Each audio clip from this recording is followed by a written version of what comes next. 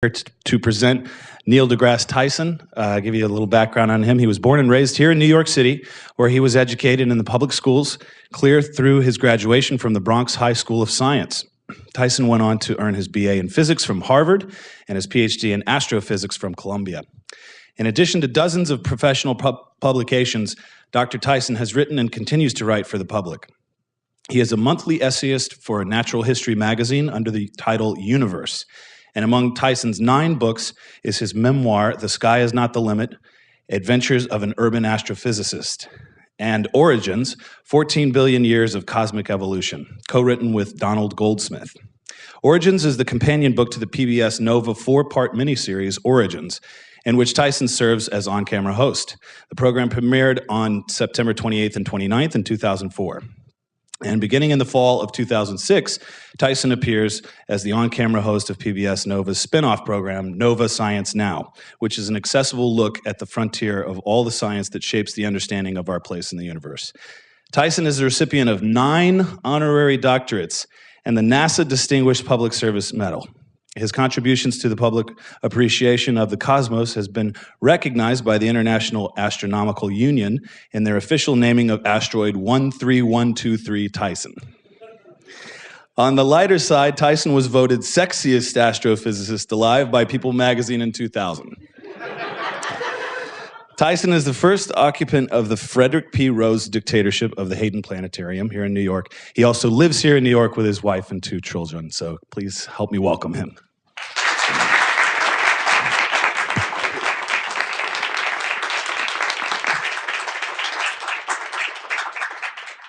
I think the word is directorship, not dictatorship of the Hayden Planetarium, just in case you...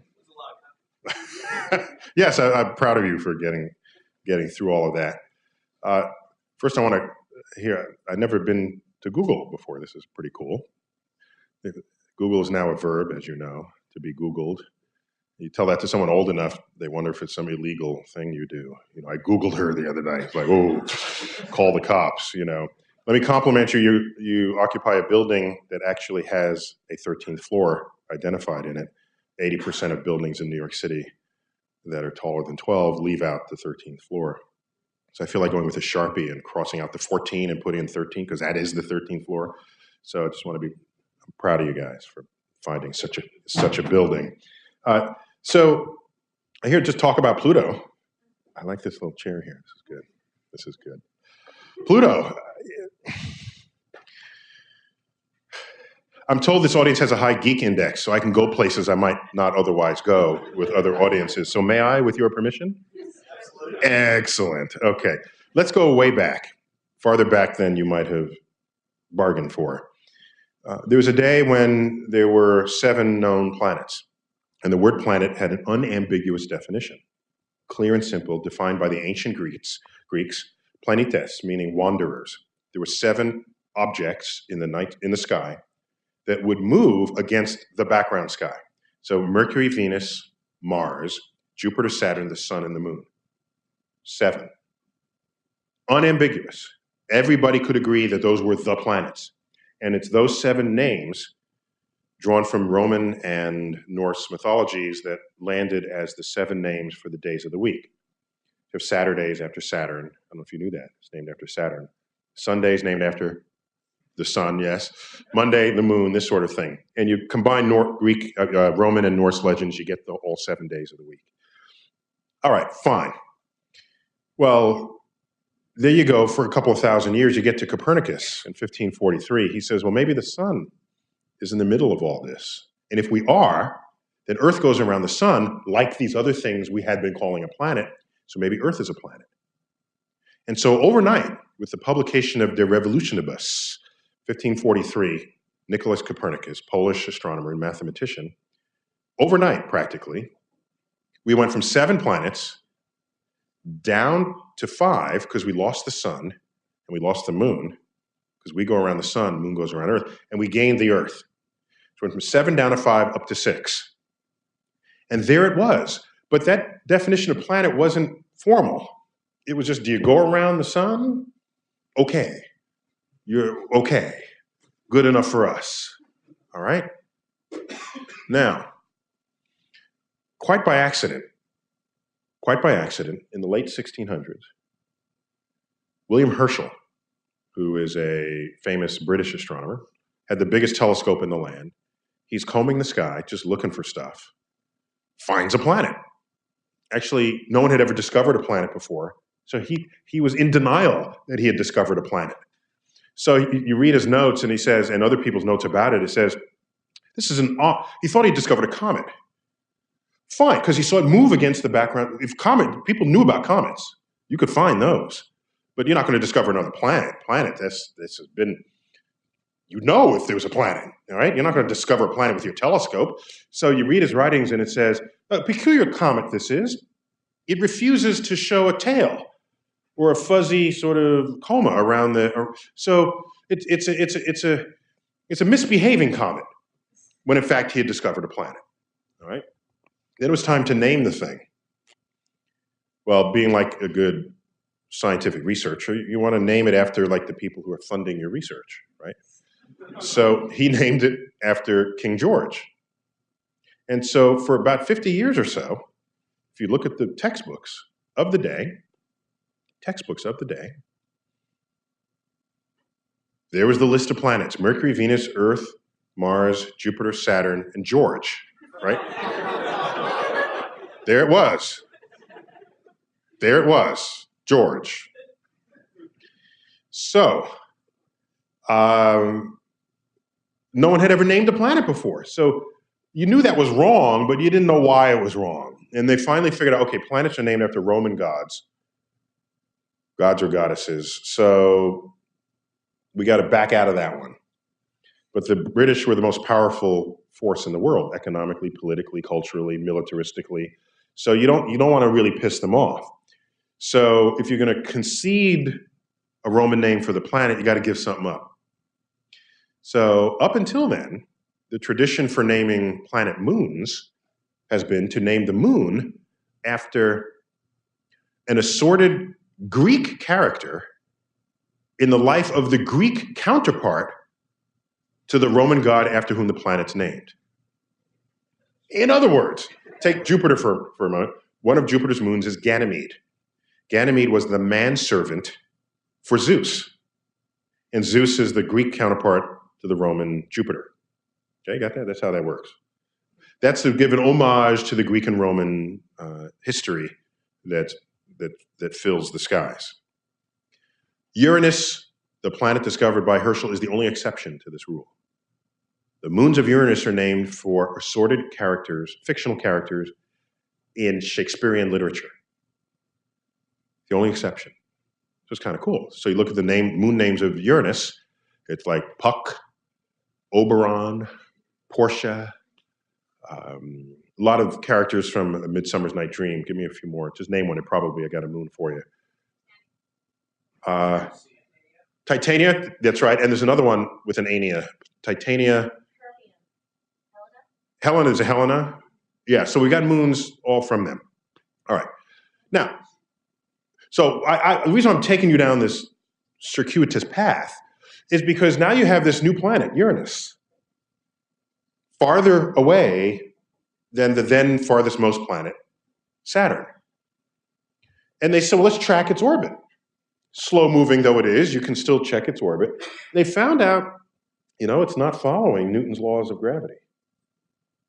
We know how this planet ought to be moving around the sun, and it's not. Newton's laws of gravity, the 1/r² law, two-body force, the sun and Uranus, it was not happening. There were slight deviations in it. And that worried people because no one had ever tested Newton's laws that far away from the sun. Maybe Newton's laws have a functional limit beyond which they no longer apply. Now, how quick are you to discard Newton's laws? I mean, they're working, and Newton was a smart guy. That's a last resort. You don't want that to be your first step. That's a fallback position. So they said maybe there's an object out there, remains to be discovered, whose gravity is influencing the trajectory of Uranus.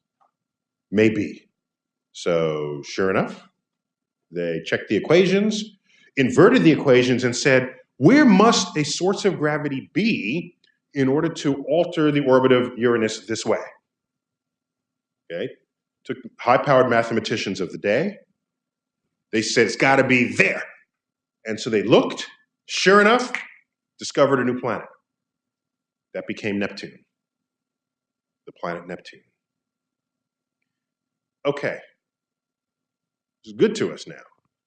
We've resolved Newton's laws. You factor that Newton's laws are good out to Neptune, good beyond Uranus. They work for Uranus. All right. Now they keep looking at the trajectory of Neptune now the farthest most planet, and they say, it's not following Newton's laws. Do we throw Newton out? No, come on. Newton is good. Newton's good to us, right? So they said there must be another planet out there influencing it. And thus was born the search for Planet X. Planet X was the planet that was influencing the trajectory, the orbital trajectory of Neptune. And Planet X remained this mysterious object for decades, upon decades, upon decades. Okay? Let's back up, put a pin in that. Let's back up for a minute. 1801. People know there's this gap in the solar system between Mars and Jupiter. Mercury, Venus, Earth, Mars. Then there's like this huge gap, and then you get to Jupiter. People said, I wonder if there's a planet there. So they started looking as telescopes got better and better. With every better telescope you acquire, there's more stuff you get to see in the universe, either farther away that's bright or nearby that's really dim.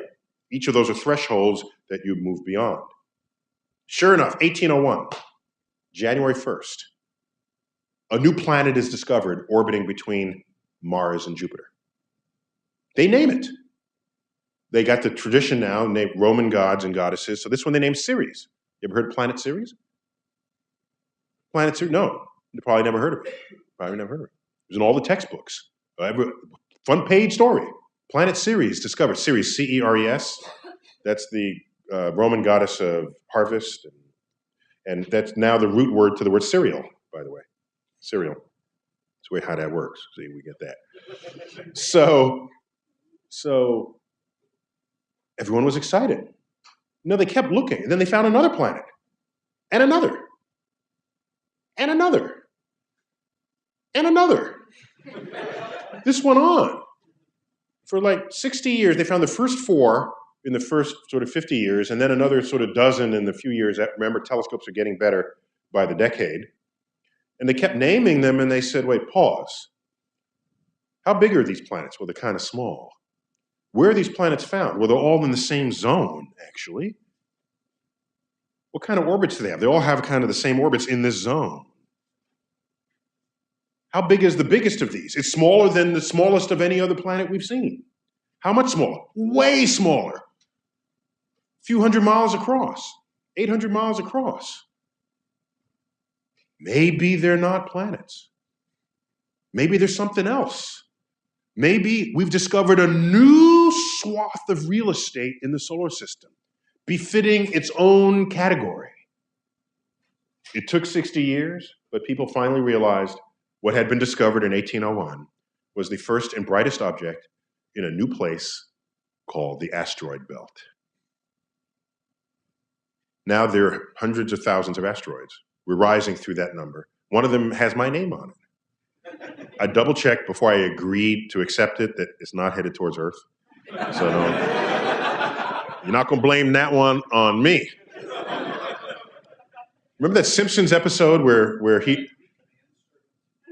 Well, yeah, I need my... Oh, yeah, we need the moon thingies. Do you remember there was a... Bart Simpson once discovered a comet and was headed towards Earth, and then the townspeople went to burn down the observatory that had discovered the comet, just to sort of... When there's low science literacy, that's the kind of thing that happens. So, where was I before I interrupted myself? The asteroid belt. Thank you. That was 1801. Meanwhile, people are still looking for Planet X. As the 19th century draws to a close, there's a wealthy astronomer named Percival Lowell, Lowell of the New England Lowells, you know, the Cabots and the Lowells, the moneyed family, multi-generational families of New England. He was a fanatic, smart, a little off, but was a fanatic about the universe. Got a mountain in Arizona, built an observatory there, called it the Lowell Observatory, yes, and had the best observing conditions around. Moisture is bad for observing the night sky, so you move into the desert, and Arizona is not famous for its rainstorms. So there you have it. He launches the search for the modern, quote, modern search for Planet X. They said, guys, give me your best location for where you think Planet X is. All right, so they did the same kind of inverted arithmetic that had enabled the discovery of Neptune. They've been doing that for a long time. No one could find it. He's got the best telescope now, the best observing conditions. He says, give me the spot on the sky. He looked, can't find it. Looks again, can't find it. Still fanatic about it. He ultimately dies. Someone else is hired to carry on the search, Clyde Tombaugh, 24-year-old amateur astronomer, farm boy from the Midwest, hired into the Lowell Observatory to pursue this survey. So instead of now doing targeted looks, I think it's there, no, nothing there. I think it's there, no, nope. He said, let me do a systematic scan of the sky. And the way to do this, you can't just take a picture and say that's Pluto.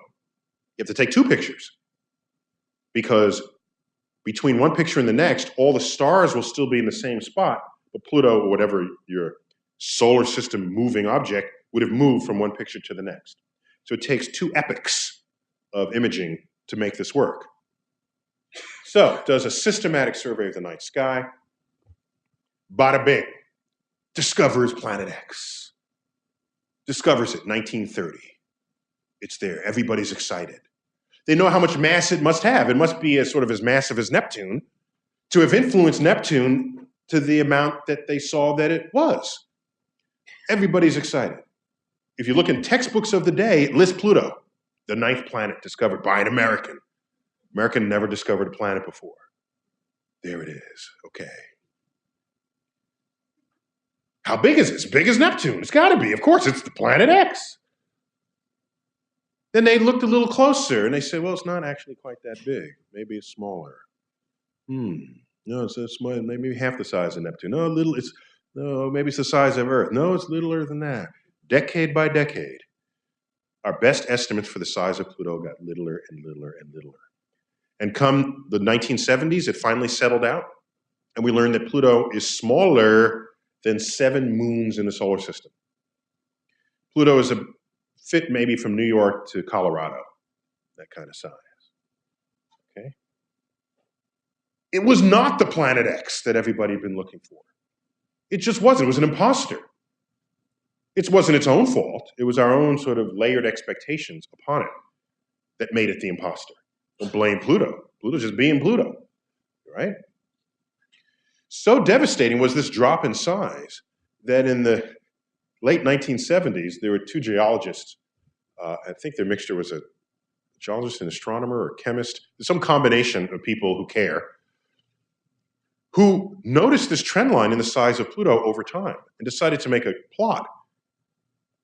And the title of this paper is The Impending Disappearance of Pluto. And there's a fitting function to this curve, and it says if it continues at this rate, Pluto will disappear by 1984. Completely. Crosses the x-axis, there it is, gone. So it's a tongue-in-cheek article, of course, but it was duly published in a peer-reviewed journal, but it got people worried. Like, what's going on with Pluto? What are we trying to, what is our understanding, really? Meanwhile, school children throughout the land are learning that there are 9 planets. And they're learning that the most important science to know about the solar system is to memorize the names of these 9 planets. Back then, there wasn't much else to talk about. Saturn had rings. Jupiter had a spot. They have some specks we call moons. It's kind of about it. So no one's complaining that all you're doing is memorizing these objects in sequence from the sun. Nobody's complaining. Well, what of that Planet X? Is it still out there? It turns out it's not. Planet X turned out to be a phantom, which I'll get back to in a minute. I'll get back to that, because that's not really the subject. Pluto emerged from the search for Planet X, and it's Pluto that's the subject. I'll get back to it later, back to Planet X later. So, turns out in America, since Clyde Tombaugh is American, ask around the world, how much do you care about Pluto?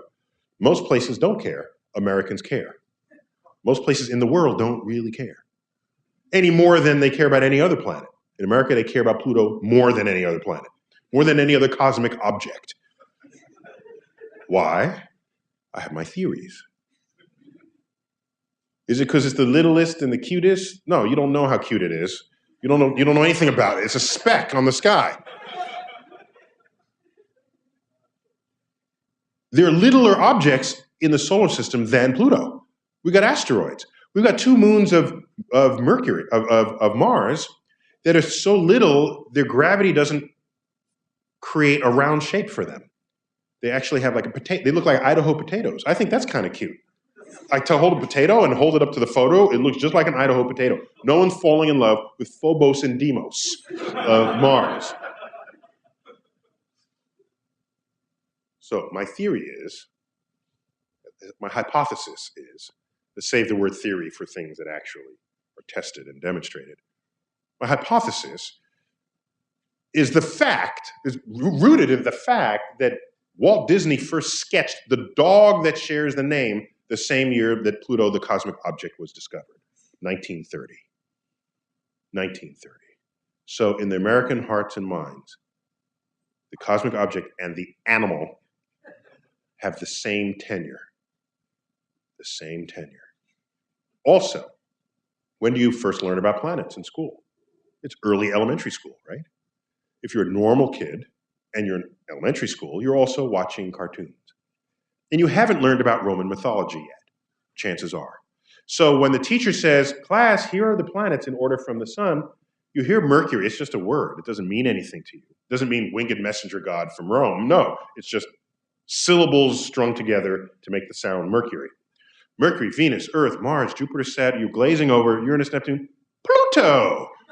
You pop up because you know about Pluto the dog.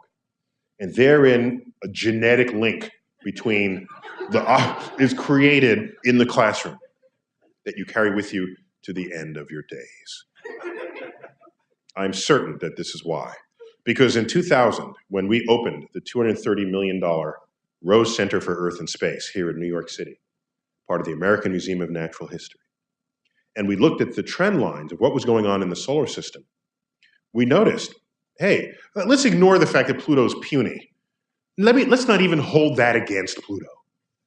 Because you got to watch out if you invoke that kind of rule, because if you do the math, Jupiter is more bigger compared with Earth than Earth is compared with Pluto.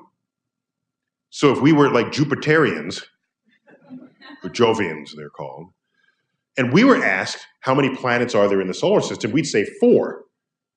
Jupiter, Saturn, Uranus, and Neptune, and everything else would just be debris. Earth is just debris if you are Jupiter. So I'm not going to hold size against Pluto. I got nothing. That's not my issue. My issue is, in the 1990s, when we were researching this new exhibit, $200 million worth of new planetarium hardware and astronomy museum exhibitry, we said, hey, wait a minute. The biggest telescopes in the world, remember, anytime you have the next biggest telescope, you're discovering dim stuff nearby or other dim stuff far away that's bright. New telescopes in Hawaii were discovering icy bodies in the outer solar system. Okay, well, how big are they? Well, they're little, like Pluto. What are they made of? They're mostly kind of ice by volume, like Pluto. What kind of orbit did they have? Well, they got weird orbits, like Pluto. Pluto's orbit crosses the orbit of Neptune. It's that elliptical that that's what it does. No other planet does that. Not only that, it's tipped out of the plane of the solar system by 17 degrees. The next closest tip is Mercury, that's 8. Everybody else is plus or minus a couple of degrees within the plane of the solar system. So Pluto's tipped more than anybody else. It's elongated more than anybody else. It's icy more than anybody else. We said to ourselves, maybe Pluto is not the 9th planet. Maybe Pluto is the first object discovered of a new swath of real estate in the solar system. I kind of heard this story kind of before. We've been down this road before. What was Ceres? It was like the next planet discovered until we realized that we actually discovered a new place. By the way, books of the day, as they were raking in the planets in the asteroid belt, I got a book that says there are now 13 planets in the solar system. 13 planets. 1830 is the year of that book. 13 planets. Was it 13 or 12? Something higher than any number you've seen today, because they were counting asteroids in this tally. So here we are with a similar kind of story trajectory. You discover Pluto, everybody's excited, you call it a planet, now you find family. You find family. So we're cutting metal, we're spending $200 million, we don't want to have an exhibit that's going to be found wrong or obsolete months later. So we said, what's the trend line? Trend line is, let us group Pluto with its icy brethren in the outer solar system. That's what we did. If you're going to start grouping objects by properties, let's group the gas giants, Jupiter, Saturn, Uranus, and Neptune. That's a group of 4 we have on display. Let's group the rocky objects, Mercury, Venus, Earth, and Mars. That's a group of 4 on display. That's what we did. We didn't count planets. We didn't redefine planets. We didn't kick Pluto out of the solar system, even though a year later, that's what the New York Times headline showed. January 22nd, 2001. Page 1 headline. Below the fold, nonetheless, page 1. Pluto not a planet? Only in New York. That's what sent my inbox. It was out of control. Started getting hate mail from 3rd graders. Pissed off colleagues. Angry school teachers who built whole lesson plans around this. And I got branded public enemy for having rethought how we would present the existence of Pluto in the solar system.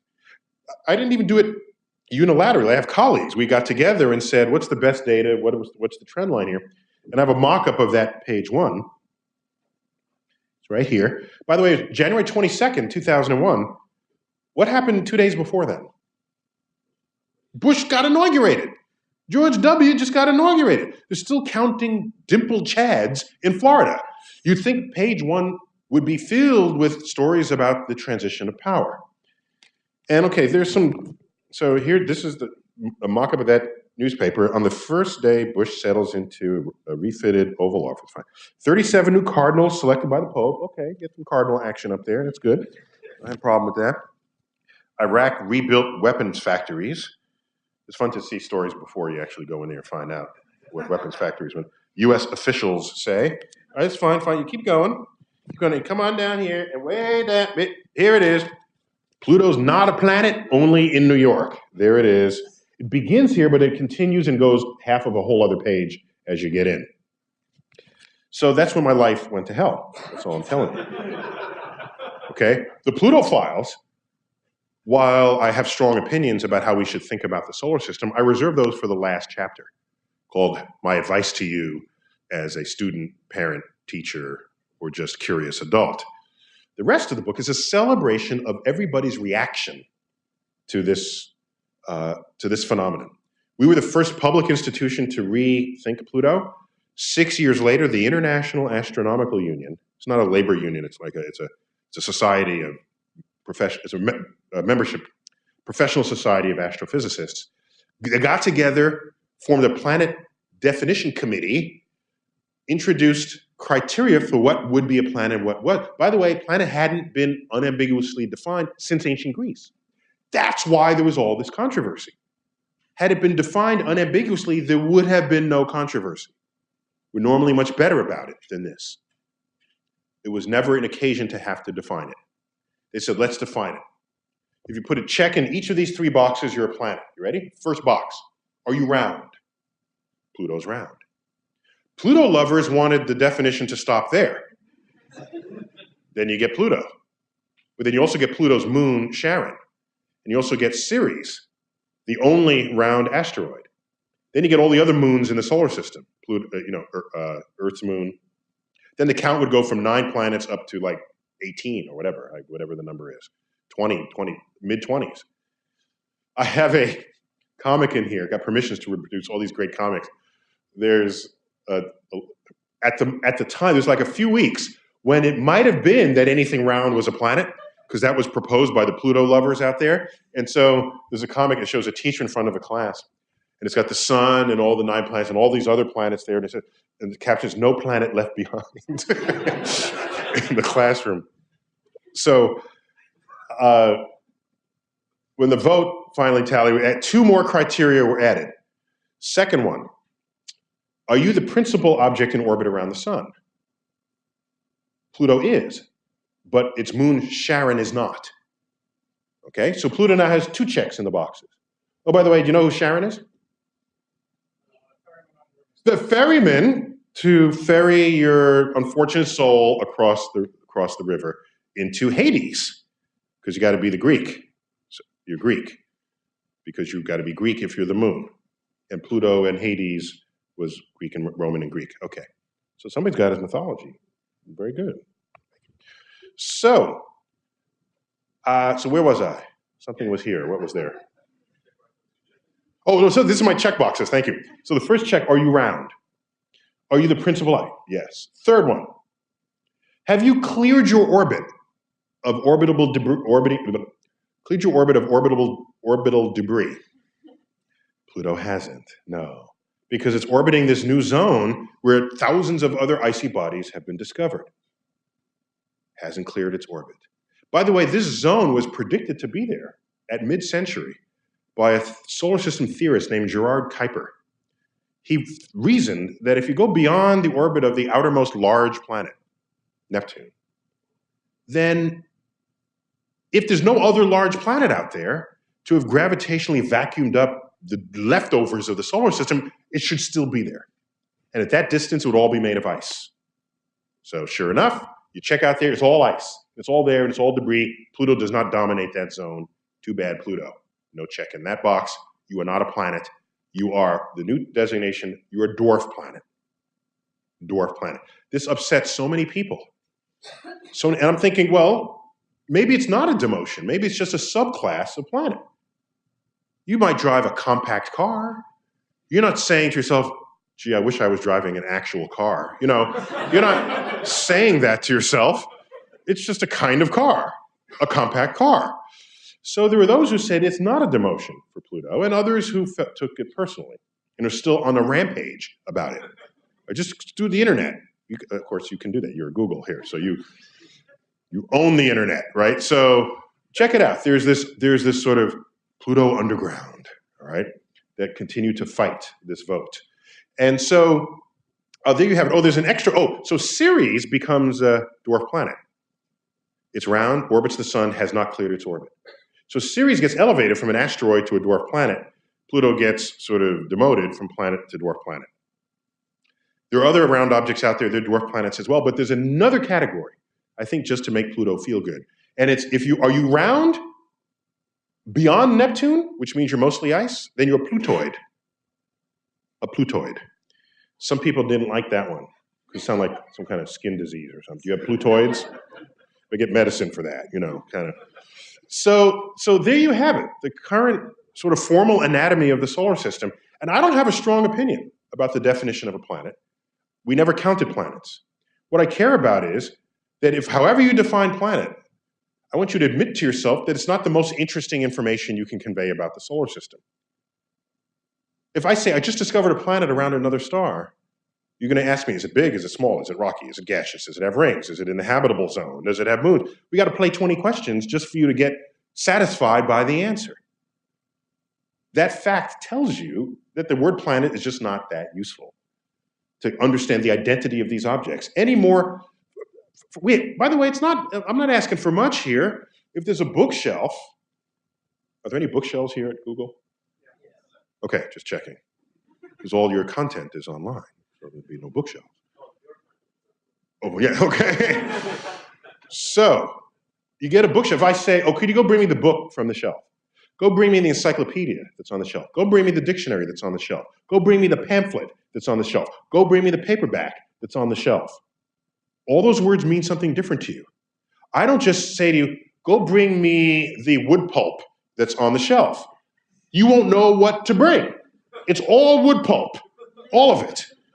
It's not useful to you to have this conversation.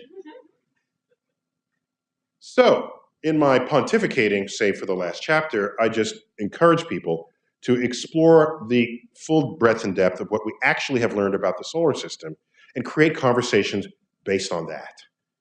And you'll come away not with the urge to have to memorize content, as school children are now doing, but the understanding of what the form and shape and contents of the solar system is what will emerge. And that's really what this is all about anyway, in like cosmic enlightenment of an audience. And so that's all I got to say. If you have, let me add one thing just about Pluto the dog, if I may. Got nothing to do with, and I got to tell you what happened to Planet X. These are my two ending points, and then we go to Q&A. Was that the, there you go. Did the camera get that? You got the sounds? Pluto, I work in I'm an astrophysicist who works at a natural history museum. So I hang out with people who study animals other than humans, as well as those who study humans. They're anthropologists there, in addition. And so I have a certain osmotic sensitivity to the animal kingdom that I wouldn't otherwise have. So when I learned that Pluto is Mickey's dog, but Mickey is not Pluto's mouse, that disturbed me deeply. Something is wrong in the mammalian order of things, because dogs can eat mice, all right? So I had to get to the bottom of this. So I asked, I got some Disney people, I called. I said, what gives here? So I learned, not that you asked, but I spent a lot of time digging this up. I gotta share it, all right? You're getting it whether you wanted it or not. It turns out in the Disney pantheon, among characters they created, not characters that they bought later, like Winnie the Pooh, I'm talking about pure Disney characters. No matter what creature you are, if you wear clothes, you can own other creatures who do not. It's that simple. Mickey's got the vest or whatever, he's getting the shoes and the gloves.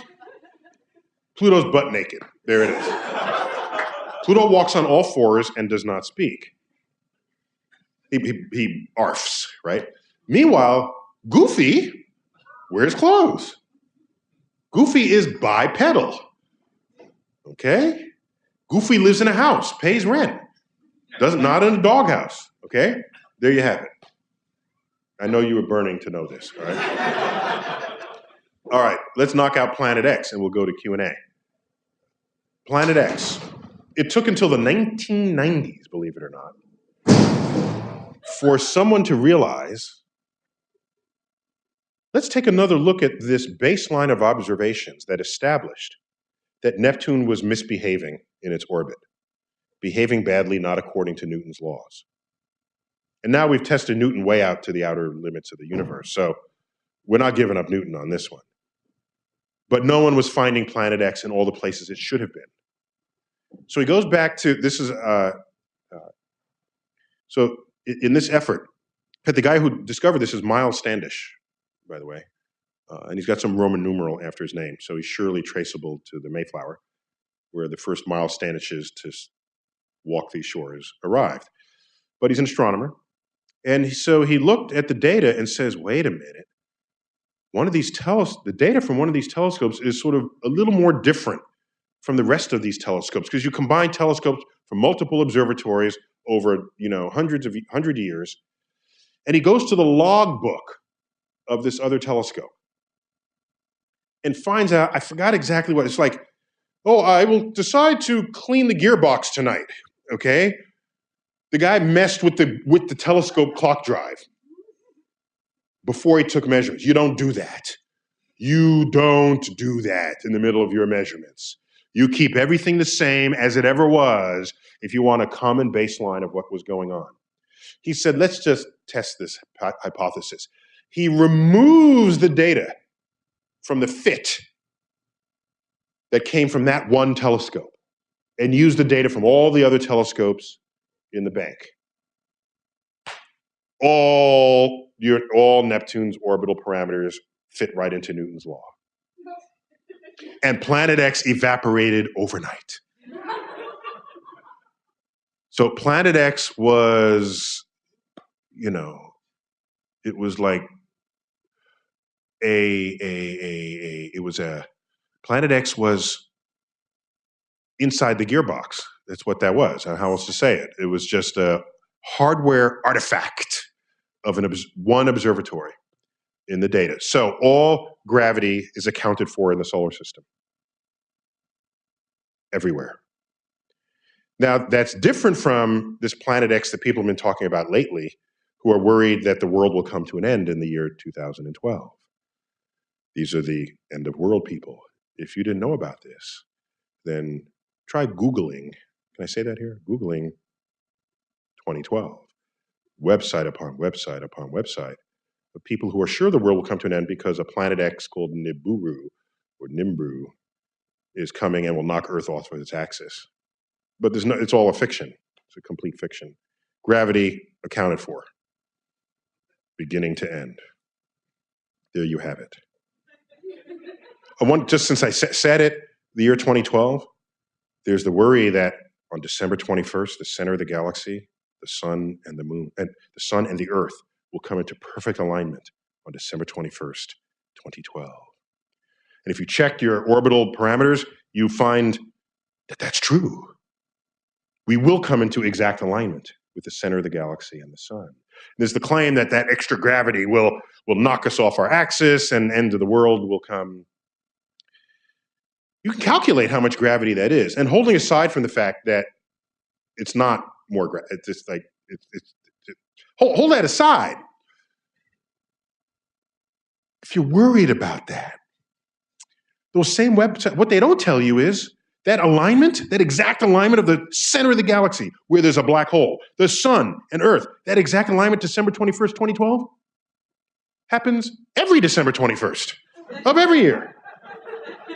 They left that out.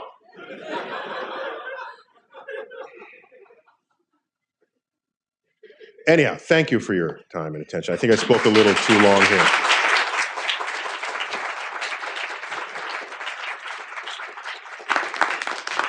Any questions about Pluto? Yes. I'll ask a question. Thanks for coming. Pleasure to have such a luminary in the office. I think I'll take this out because it's short.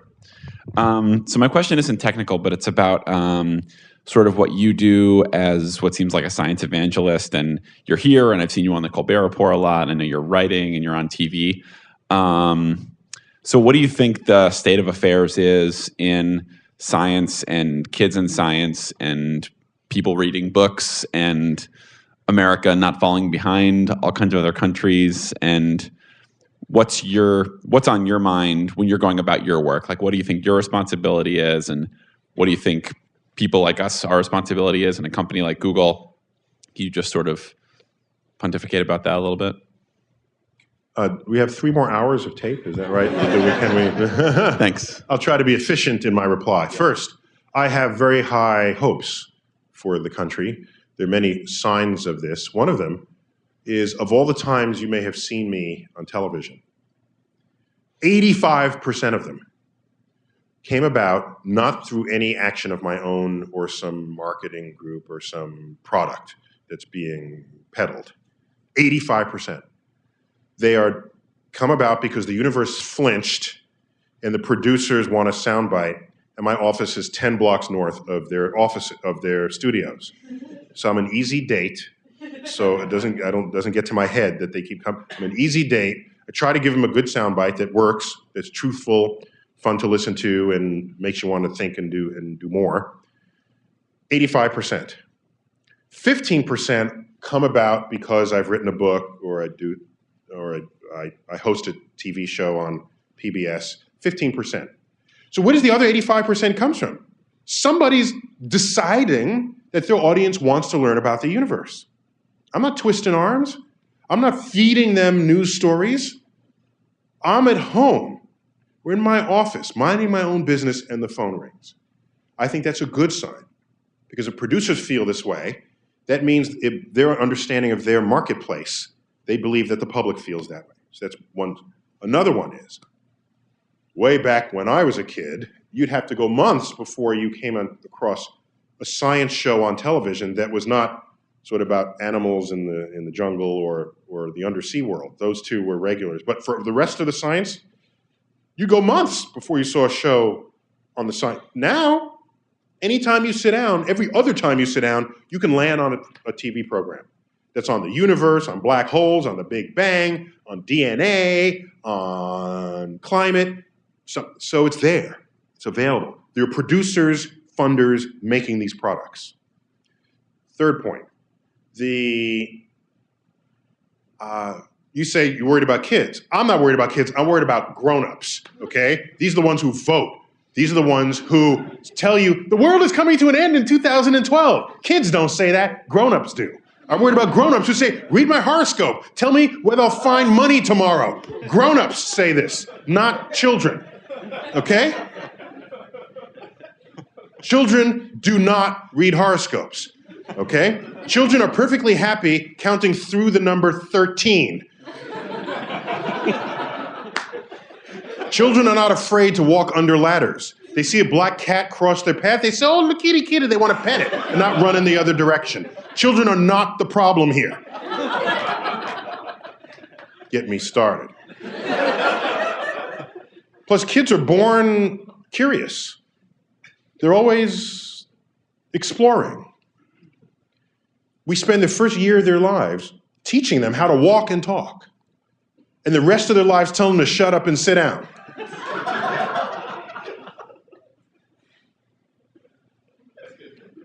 So there you have it. Plus, Obama put science right in his inauguration speech, so we want to hold him to that.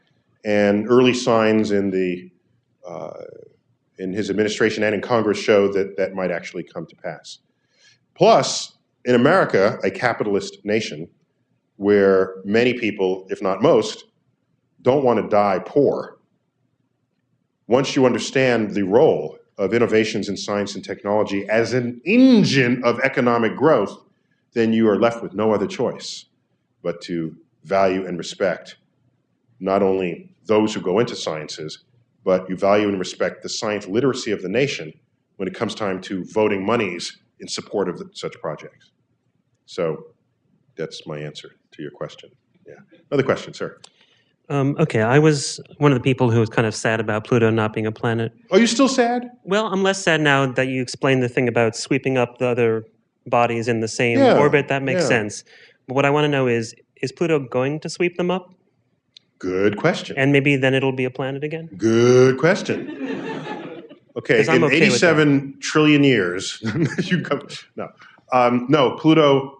The one way to ask the question is, let me back up. Earth plows through 200-300 tons of meteors a day. This is debris that is in the way as we move in our orbit. I do the calculation in the book. I forgot the exact numbers, but that sounds like a lot. By the way, this includes all the shooting stars you see at night. You add all those up. A couple of hundred tons a day as we orbit the sun, because we're moving 18 miles per second around this. That's fast. So we're doing a little sweeping up of our own.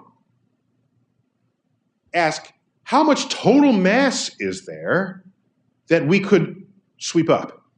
And compare that to the mass of Earth itself. If you do that, it is a mere pittance of our current total mass.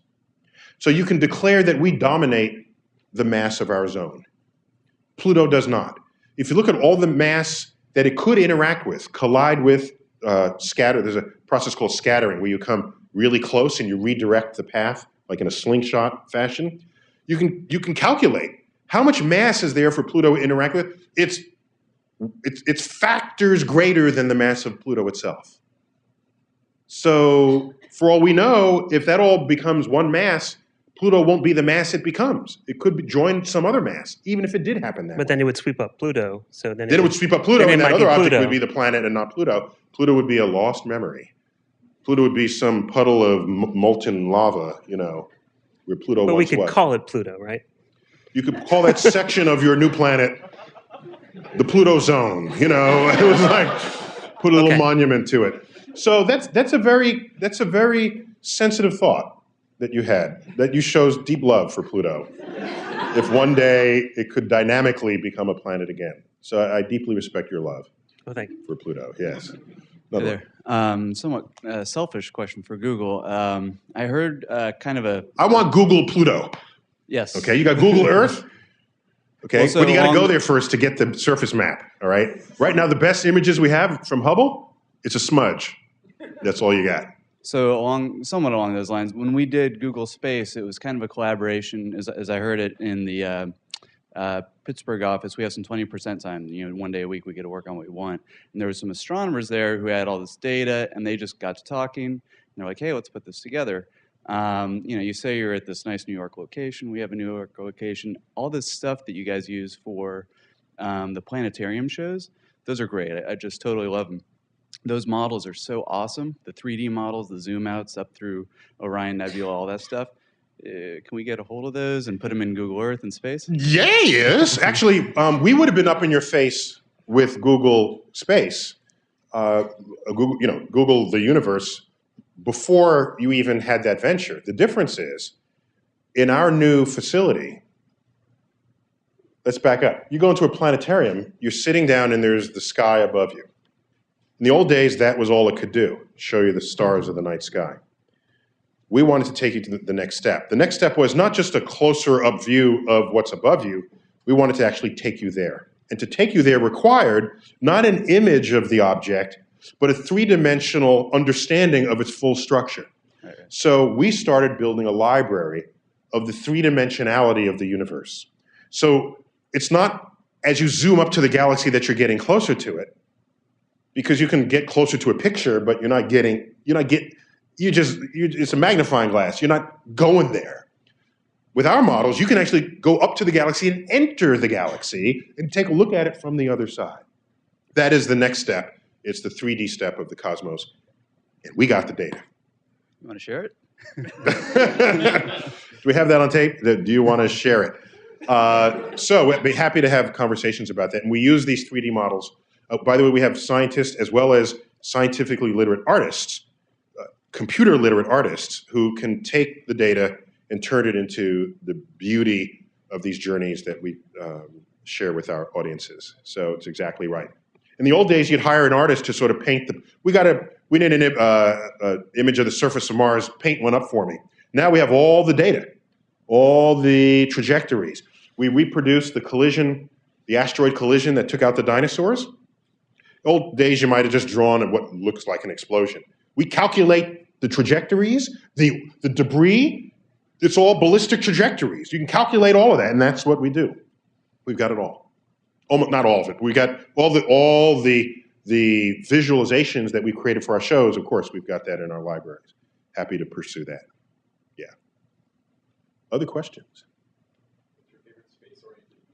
What is my favorite space-oriented movie? I have two, and then I have my favorite sci-fi movie, which you didn't ask me about. Okay, should I start with favorite sci-fi?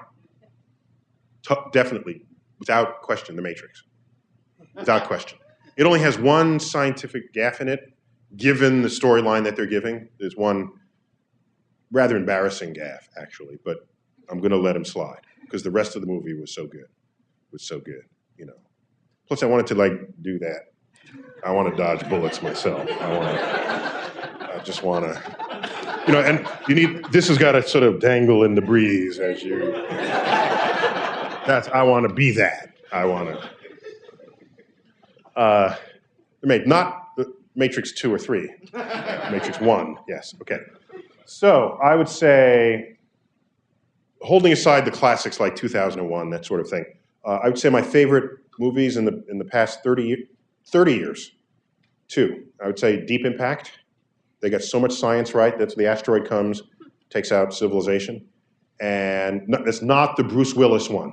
All right, Bruce Willis was in Armageddon, where he and oil driller buddies of his saved the world.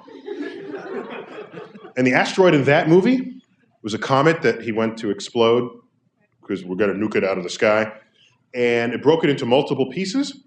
Those pieces must have had homing beacons, because one hit the Eiffel Tower, one hit the Chrysler Building, one hit a dam, they had aim. Meanwhile, 70% of Earth's surface is water. All right, so Deep Impact understood this fact, and so its asteroid hit the ocean.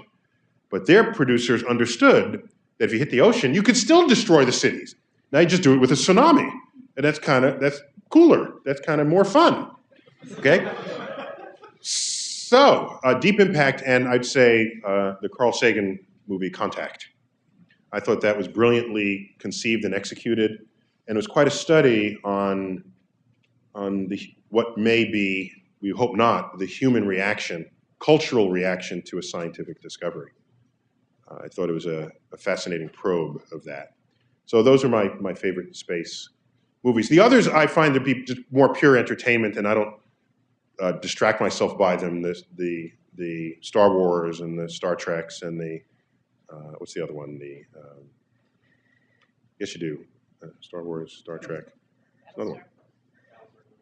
No, not Battlestar. I actually had a cameo appearance in Stargate Atlantis, the TV show. Cameo. It was like 6 minutes. That was it, and then I was gone.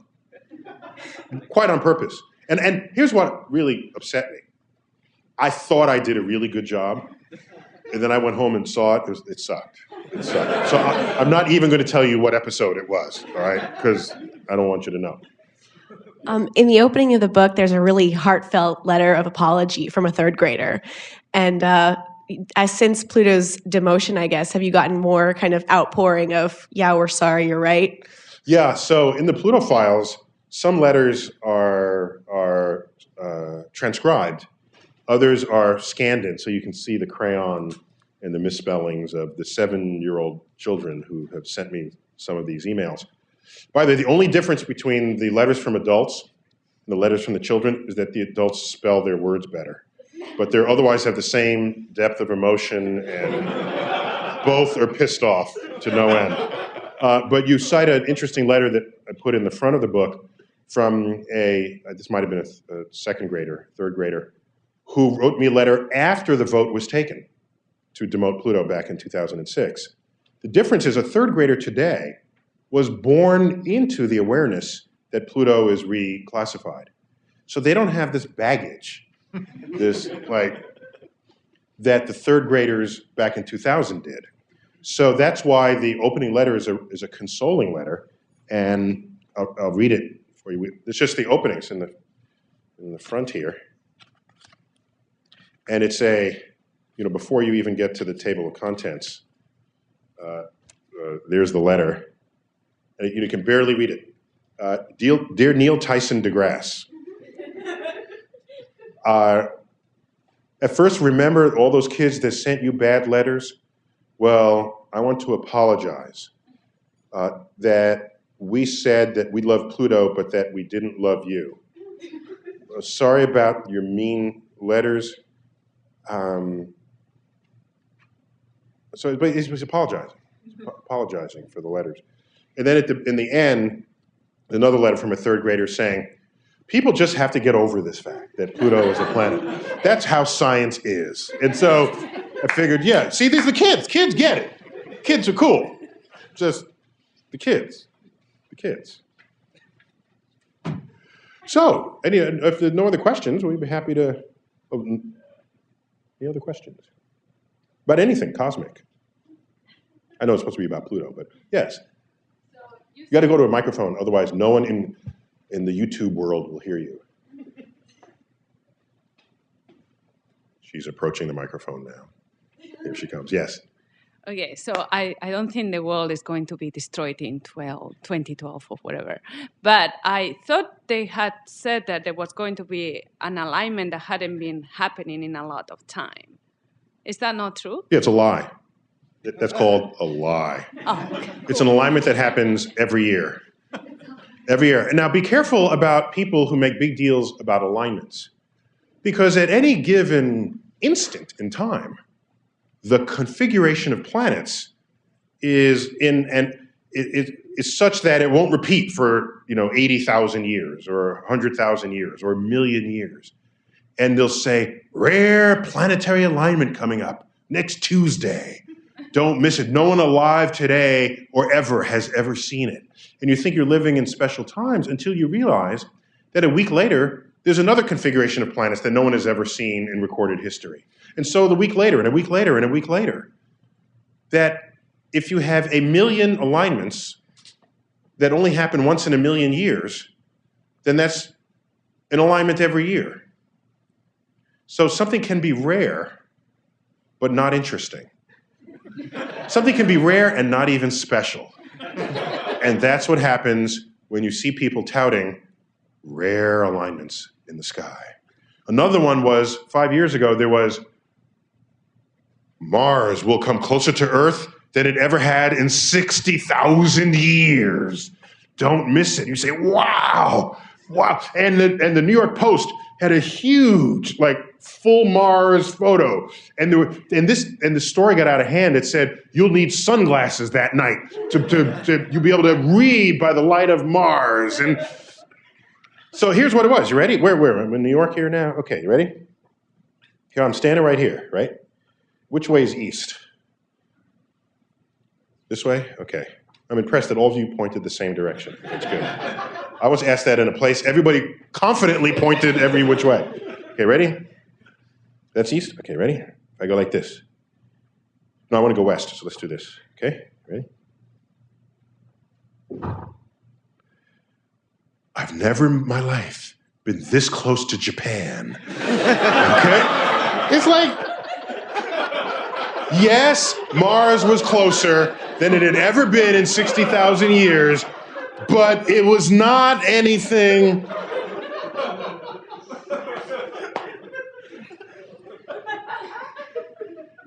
Anytime something says a rare thing happens in the cosmos and no one else has ever seen it, it's because they forgot all the other rare things that they could have told you about every previous day of the rest of the life you've led.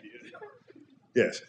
I have two questions. The first is about the planetary definitions, where has it been determined how round is round and how swept up is swept up? Ooh, he's good. He's good. How round is round? It turns out that if you're small, as we are, the molecular forces overcome the tendency of gravity to turn you into a round shape. That's how we can keep our shape. That's why most of us are not spheres, okay? So, that's why. That's why a rock can be a rock. But the bigger your mass, the stronger is what we call your self-gravity. And what happens is the force operating on your physical structure ends up overcoming the molecular strength of your material body. And since gravity pulls equally in all directions towards a central point, the only shape that comes out of that force is a sphere. Earth itself is, for all intents and purposes, a sphere. You might say, well, we got Mount Everest, and we got valleys, and we go, excuse me. Do you know the deepest point of Earth's crust? Mariana's Trench. Mariana's Trench. Thank you. That's a good crowd here. Mariana's Trench. Do you know how far down that is? 6 miles down. 6 miles down. Do you know the highest point above sea level? Everest. Mount Everest. How high up is that? Why'd you give them one in miles and the other in feet? Can we keep the same units here? About how high up is Mount Everest? 5.5 miles. 5 miles. So the lowest point on our crust to the highest point is like 11 miles. It's less than the length of Manhattan. To go from the deepest point in the deepest part of the deepest ocean to the highest point of the highest mountain range is 11 miles. Marathon runners they get to that after an hour and a half, after an hour on the road. And how wide is Earth? 8,000 miles across. Do you realize that 11 miles on 8,000? If you were a cosmic finger and came up to the Earth and rubbed your finger across it, you would not be able to distinguish mountain from valley, from dry from wet. because the depth of the grooves in your fingerprint would be greater than the texture on the surface of this planet. If you shrunk Earth down to the size of a cue ball, it would be the smoothest cue ball ever manufactured. Ever. So we're all deluded because the school globe in your classroom, you'd run your fingers over, oh, there's the Himalayan mountains, and they're lying. They are lying. Let me tell you how bad they're lying. You think of our atmosphere as this of great extent. Did you know that the extent of our atmosphere is thinner than the layer of shellac on that school globe?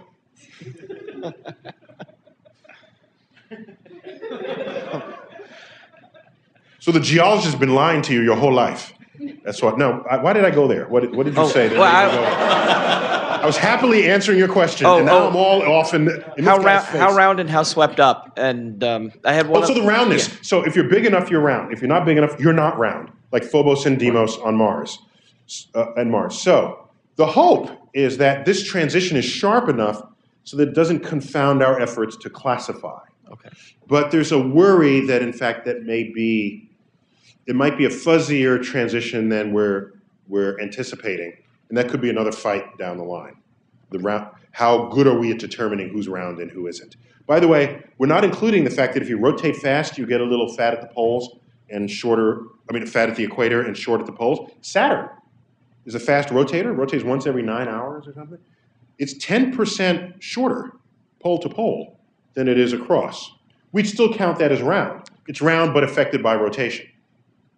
That's how we would say that. About clearing the zone, it turns out that's easy to define dynamically. There's a calculation you could do. Whether or not it absorbed it, you can declare whether its gravity is really batting other pieces around. And that actually has a nice divider between who's cleared their orbit and who hasn't. Okay. So, but it's excellent point. And then the other question I wanted to ask is just in space. Well, that was a two-part version of your first question. Yes. Fine. The second question is, with all the space exploration going on or planned or so forth, what do you find most interesting and most worthwhile in terms of where we could put our resources and efforts and what's planned and all that? I like life. I want to find life out there. It's a huge universe. We're made of very common ingredients. Life on Earth is hydrogen, oxygen, carbon. This stuff is everywhere in the cosmos. It's chemically fertile. You make molecules with carbon, So if you want to believe that life on Earth is the only life in the universe, in a way that's kind of inexcusably egocentric. There's no accounting for that attitude, unless you have some sort of philosophy that requires it of you, but it's not based in data or evidence. Okay? Unfortunately, so many philosophies people carry with them today have no foundation in the observation world. Anyway, it's unfortunate because people go to wars over philosophies.